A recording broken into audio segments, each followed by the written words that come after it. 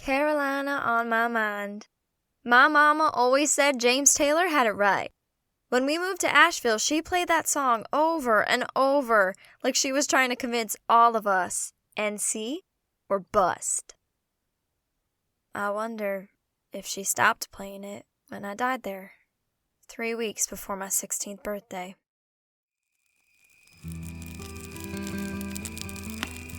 This is The Crime at Camp Ashwood.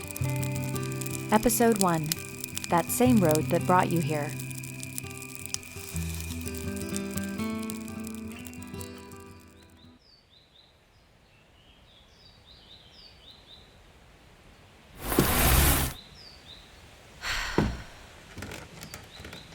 Remember those early childhood slumber parties? You'd play the floor is lava or sleeping bag tag and laugh until your mom begged for mercy upstairs. It was magical. But almost always, one friend would get so homesick in the middle of the night that by morning you'd wake up and she'd vanished. Your parents had rushed her back home sometime around 2 a.m., and now she was a mere 3 blocks away with her mom, dad, and maybe a security blanket she still hadn't let go of. I stopped being friends with the girls who went home in the middle of the night. Not because I had anything against them, but because I knew they weren't for me. I, Margot Ingell, was a camper, and we did not do homesickness. The 6 weeks I spent at Camp Ashwood every summer, 2 states away from my hometown, were what I held my breath waiting for the rest of the year. Camp started in June, but I could never wait any later than March to start packing. The giant pink plywood trunk I bought from Walmart, steadily filled with travel-sized toiletries picked up at the dollar store with spare change I'd saved up, until the scent of Dove body wash was permeating my entire bedroom. Whenever I folded my laundry, I'd start choosing t-shirts to slide into the trunk months in advance, saving all my best looks for camp. I barely considered what the kids in my hometown thought about my style. It didn't matter. The best version of me only existed in the summer. She was a person who I created from scratch. Nature versus nurture be damned. At home, I was my parents' daughter, a kid with a shy reputation who spent most of her time playing Monopoly against the floppy disk computer game. At camp, I was exactly who I wanted to be. The air there was lighter, freer, for all of us. The girls at Ashwood were my people.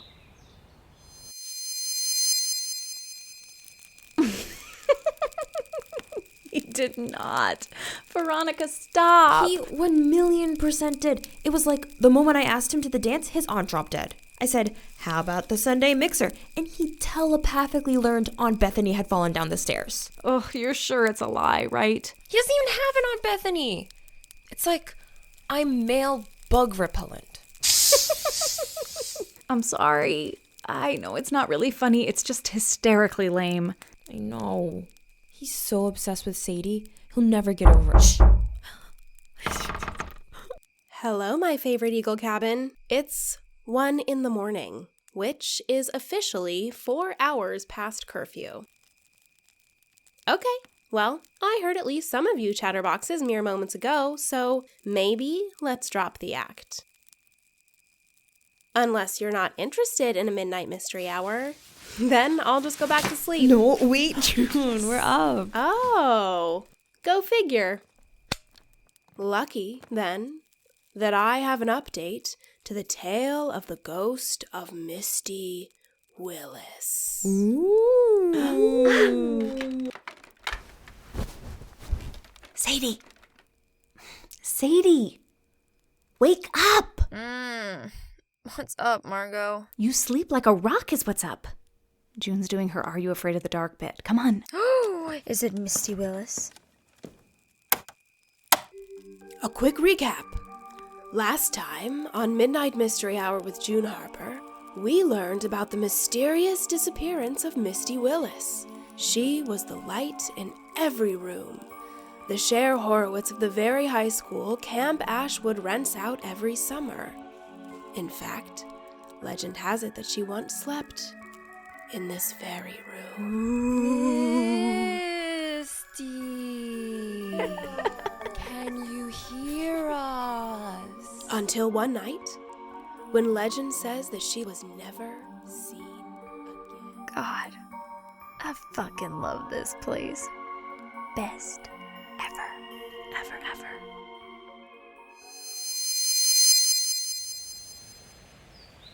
I'm sure a lot of people thought my obsession with spending half the summer away from home was about running from something.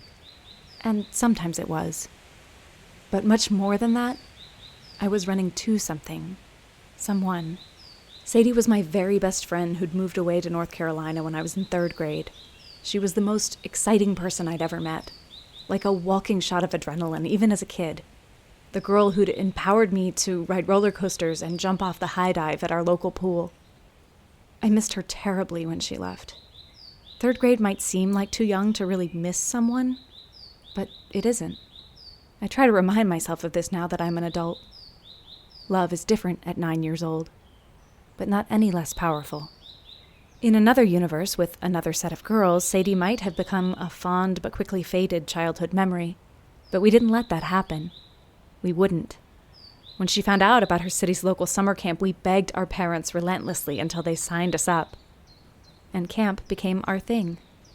We'd grown up at Ashwood, from little girls who played with dolls to almost women who wore tinted chapstick to impress the guys at Rockland, the neighboring boys' camp.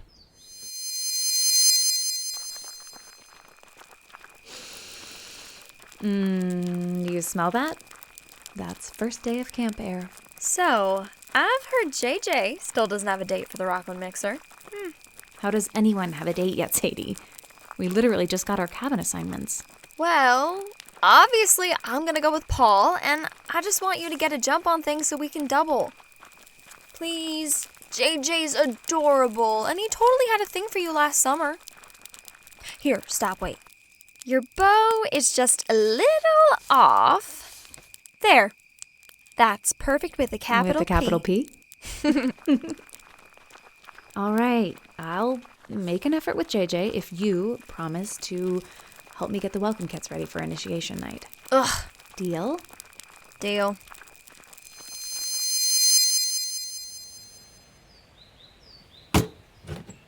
Sadie and I started going to Ashwood when we were just 10 years old, and the plan was to never stop.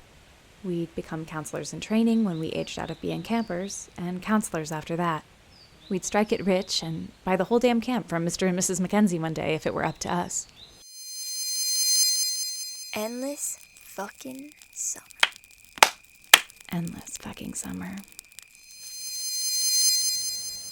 And we would have done it, I'm sure.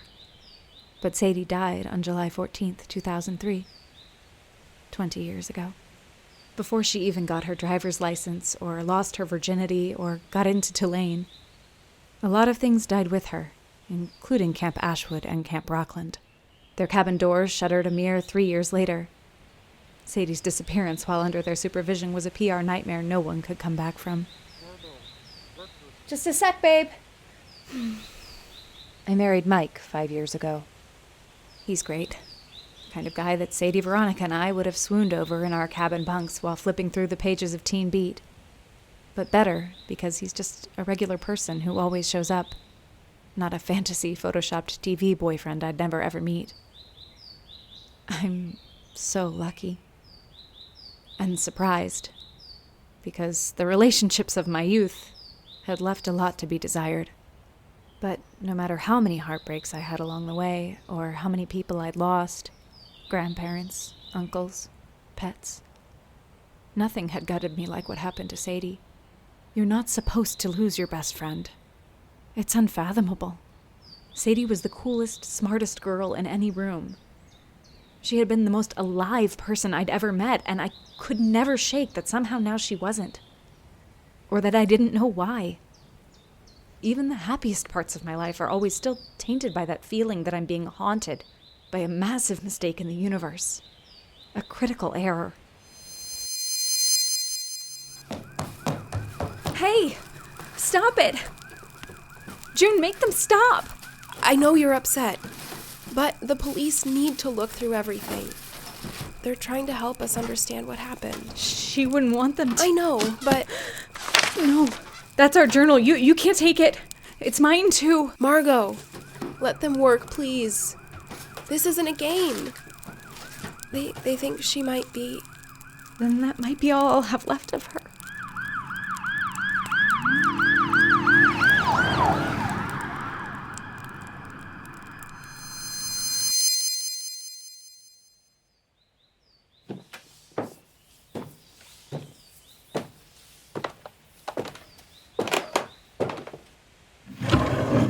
The police took every shred of Sadie. When I got older, I understood why, of course. They had no choice. It wasn't their fault that my memories were ripped from me. It was someone else's. But they never found out who. We all had our suspicions, of course. But we waited, and waited, and waited some more for the police to come up with answers that apparently didn't exist. Until Sadie's parents died in a car accident 8 months ago, when the coldest of cases was officially shelved for good. And I got a phone call from an old friend. Hello? Hi, I'm looking for Margot Ingell. Do I have the correct number? This is Margot. Great. I'm with the Asheville Police Department. We're processing an old file and found something that looks like it belonged to you. Wondering if you'd like it back and if there's an address I can... I'm sorry, who am I speaking with? Margot. It's... Veronica Hughes. From Ashwood? I know it's been a long time. Veronica. Wow. Look, Margot... Please just send me whatever you can. Do you have a pen?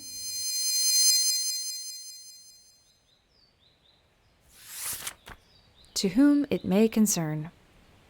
This journal is the property of Sadie Cameron and Margot Ingell and is for their eyes only.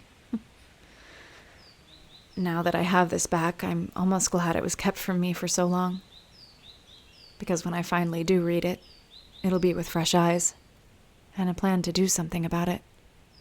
When our lease was up in Portland, I casually suggested to Mike that I'd always loved the city where I went to summer camp.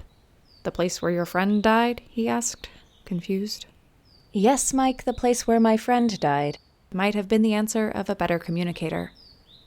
But I wanted him to say yes.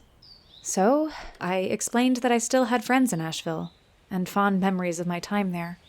Plus, it was closer to my parents than Portland. I didn't want to be so far away anymore. So we moved. And it has been nice to be closer. To remember people and places because I'm standing next to them rather than daydreaming about them. My parents drove down a few weekends ago, bringing with them a car full of my old belongings at my request, including my old camp trunk.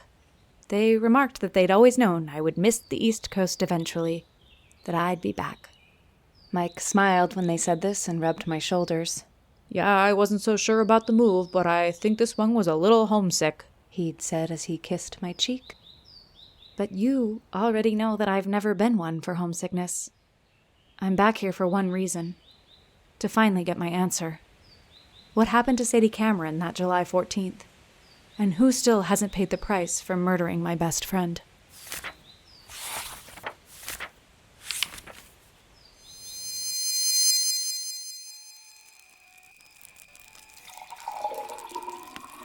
Cheers to being dateless losers, I guess. Chaperones aren't really allowed to date. Or I would Salt in the wound. Thanks, June. Sorry. Veronica, have you seen Sadie?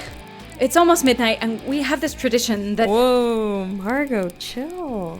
She's probably off making out with Paul.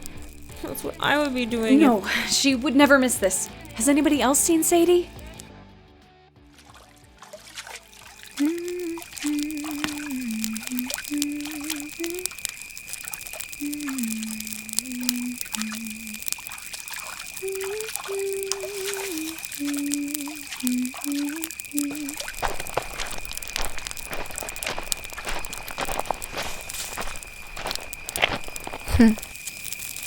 Look who showed up.